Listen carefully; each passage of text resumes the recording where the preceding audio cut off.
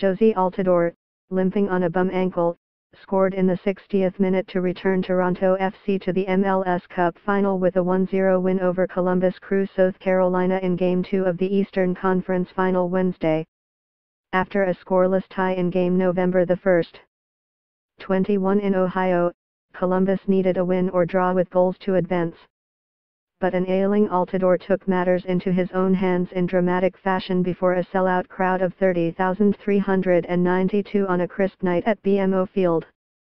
The goal started with an Alex Bono goal kick that found Sebastian Giovinco deep in Columbus territory. The diminutive Italian held off several defenders and backheeled the ball to Altidore, who stabbed it to Victor Vázquez. The Spanish midfielder paused and then dinked a pass to Altidore, who rolled a right-footed shot past Zach Steffen. Story continues below advertisement. It was Toronto's first goal in 258 minutes. The last score came almost a month ago on October 30, via a Giovinco free kick in the 72nd minute of a 2-1 win at Red Bull Arena. Columbus striker Ola Kamara nearly tied it up in the 87th minute but couldn't get a boot to the ball on a raking cross. Bono then beat Kamara to a cross in stoppage time. Altidore had seemed destined for an early night after suffering an ankle injury in the 50th minute in a collision with Crew wing-back Harrison Afful. The big man needed treatment on and off the field, and Toronto prepared to send in substitute Armando Cooper. But Altidore soldiered on, coming up big when needed. He limped off 8 minutes after the goal.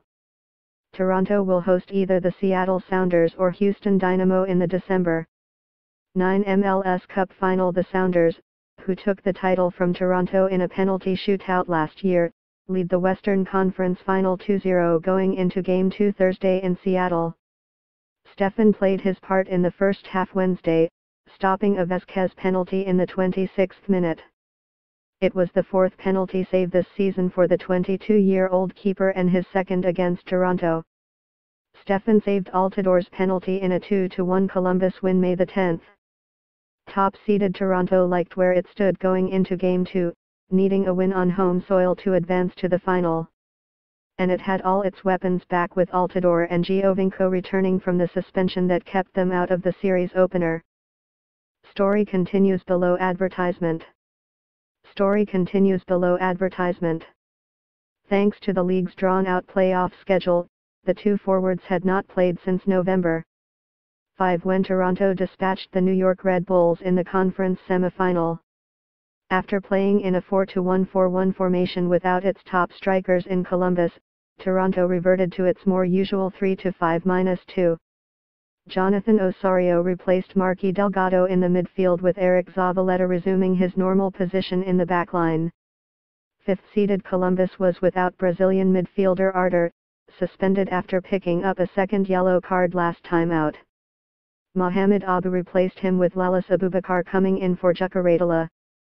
Coach Greg Berhalter switched to 3 in the back, opting for a 3-4-2-1 instead of the 4-2-3-1 last time out. Columbus had the better start, with Toronto having trouble penetrating the visitors' half.